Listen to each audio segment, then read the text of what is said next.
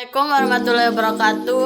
Saya Vivi Angriani dari kelas 11 TKJ 3. Di sini saya akan membahas tentang teknologi layanan jaringan, yaitu TLJ.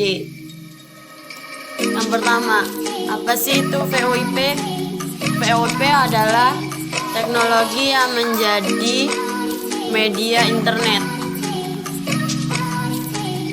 untuk bisa melakukan komunikasi suatu jarak jauh secara langsung.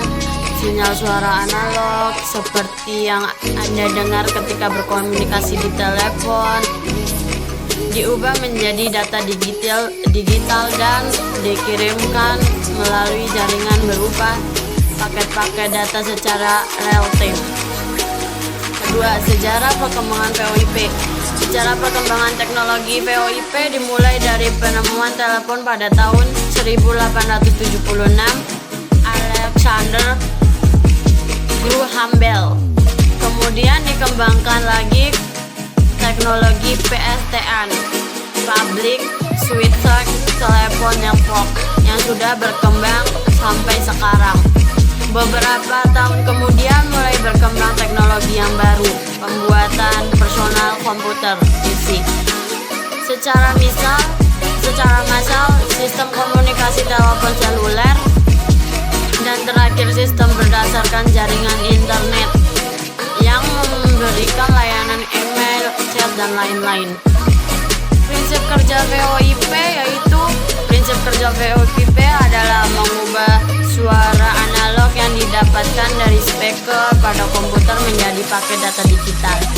Kemudian dari PC diteruskan melalui hub atau router atau ADSL. Kemudian dikirimkan melalui jaringan internet dan akan dikirim oleh tempat tujuan. Phone adapter yang disambungkan ke internet dan bisa diterima oleh telepon tujuan. Protokol VoIP yaitu 1. TPC atau IP, kedua itu SIP, Session Insertion Protocol, yang ketiga itu H.323. Penerapan VoIP yaitu di masa sekarang ini sudah banyak perkembangan aplikasi-aplikasi yang berbasiskan VoIP. Di sini kita akan membahas beberapa aplikasi VoIP yang digunakan antara lain. Yang pertama adalah Skype, yang kedua adalah NetMeeting, yang ketiga adalah XLab. Keamanan dalam VoIP yaitu 1. Fiber Private Network, kedua Firewall dan Packet Switch, 3 adalah VoIP Lockdown. Kelemahan dari VoIP yaitu kualitas suara tidak sejernih Telkom, merupakan efek dari konversi suara dengan bandwidth kecil, maka akan ada penurunan kualitas suara dibandingkan jaringan PSTN.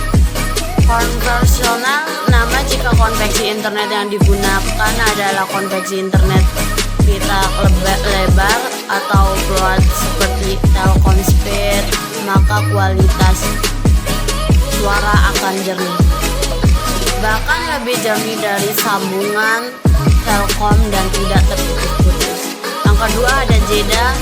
Dalam berkomunikasi, proses perubahan data menjadi suara, jeda jaringan, membuat adanya jeda dalam komunikasi dengan